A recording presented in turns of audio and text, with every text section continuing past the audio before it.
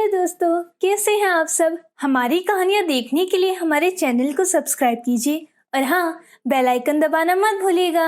यह कहानी मुंबई में रहने वाले एक परिवार की है। रविंद्र एक प्राइवेट बैंक में मैनेजर थे।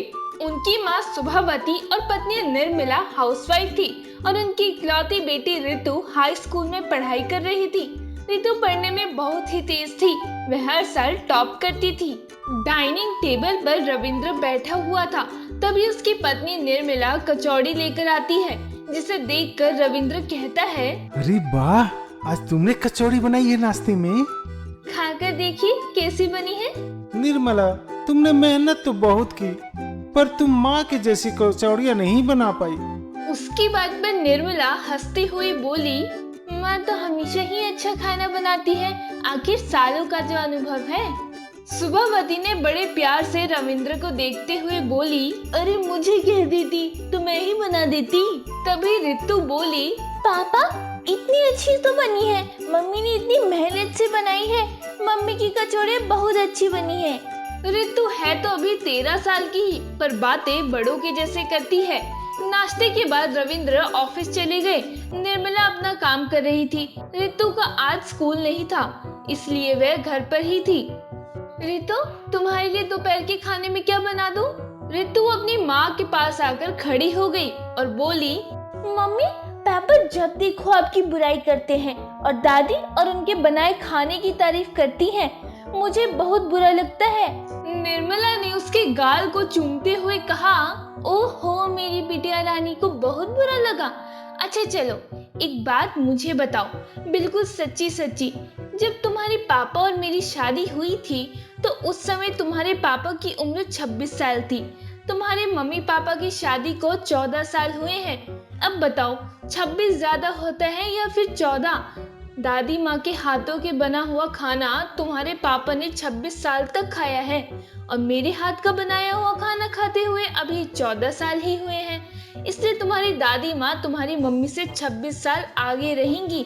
मेरी गुड़िया रानी, हर बच्चे को अपनी मम्मी के हाथ का बनाया हुआ खाना सबसे अच्छा लगता है, इसमें बुरा मानने वाली कोई बात नहीं है। और तुम खुद भी तो बोलती हो कि मम्मी आप दुनिया में सबसे अच्छा खाना बनाती हो, तो जब तुम ऐसा कह सकती हो तो तुम्हारे पापा क्यों नहीं? अब ऋतु को समझ आया कि हर बच्चे को अपनी माँ के हाथ का खाना अच्छा लगता है, बच्चा चाहे छोटा ही हो या बड़ा।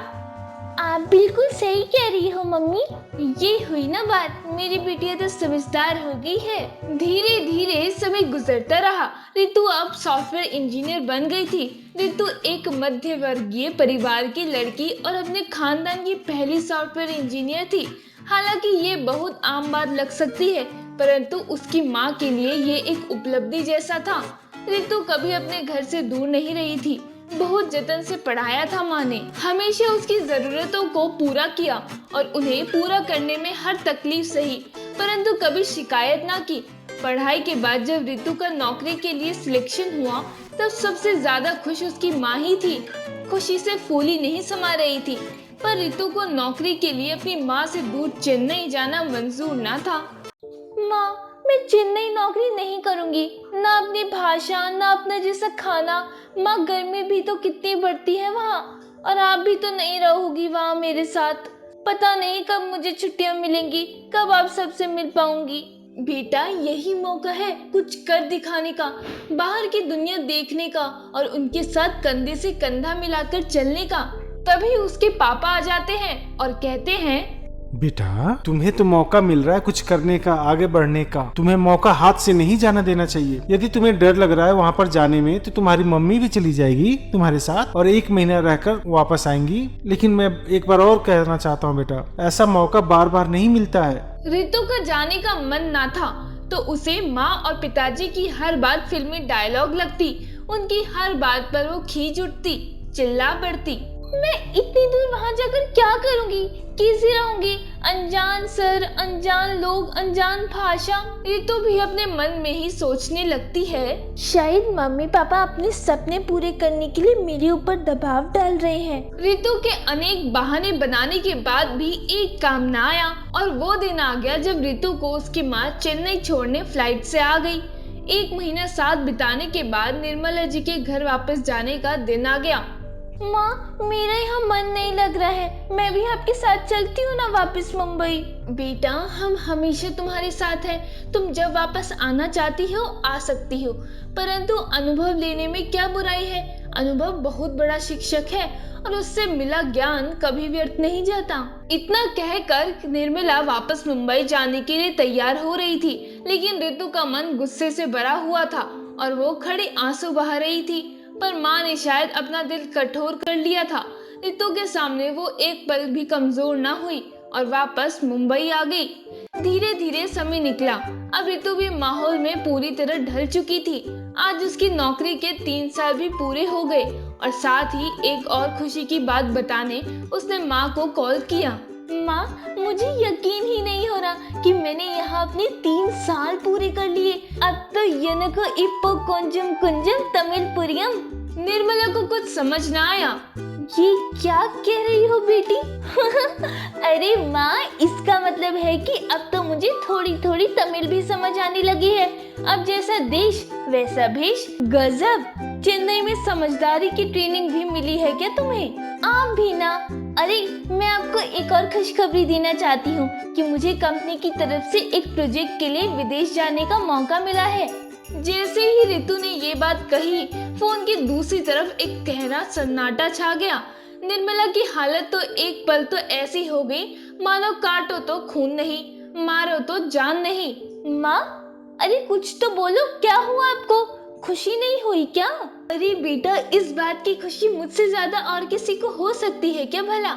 मैं तो ये सोच में पड़ गई थी कि मेरी रितु कितनी बड़ी हो गई है, जो कल तक अपने ही देश में एक शहर से दूसरे शहर में अकेले जाने में डरती थी, आज वो इस लायक बन गई है कि अब दुनिया में कहीं पे भी अपना दम पर जा सकती है। रितु अपनी माँ की बातें सुन कुछ रुआंसी सी हो गई और अपनी भावनाओं को रोक न सकी। बहुत दिन से मन में दबी बात वो माँ से कहना चाह रही थी। माँ, अब एकदम सही थी। आप तो कभी गलत हो ही नहीं सकती। माँ, अगर उस समय निर्णय ना लेती तो शायद एक छोटे से शहर की ये लड़की आज भी वैसी की वैसी दब्बू सी रह जाती। आज जाना मैंने कि उस समय में मैं कितनी गलत थी और आप कितनी सही। परिवार का महत्व, खुद में विश्वास, लोगों का और विषम से विषम परिस्थितियों का सामना करना सब घर से दूर रहकर ही तो होता है। ये सब सीखा है मैंने। ये सब सिर्फ आपकी वजह से ही तो संभव हुआ है। अरे, तो इतना सोच क्यों रही हो? पहले रोना बंद कर। इतनी खुशी की बात बताकर रोता है क्या कोई ऐसे भला? चल चुप कर और पानी पी जाकर। दरवाजे पर कोई आया है, मैं जाकर देखा हूँ जरा, फिर बाद में कॉल करती हूँ तुम्हें। ध्यान रखो अपना। इतना कर निर्मला अपने आंसुओं को छुपाने के लिए बहाना बनाकर फोन रख देती है। हालांकि ये आंसू बेटी के लिए खुशी, प्यार और उसके दूर जाने के गम में थे, भले ही कुछ समय के लिए, पर माँ के दिल को बच्चों से दूरी कहाँ मंजूर होती है।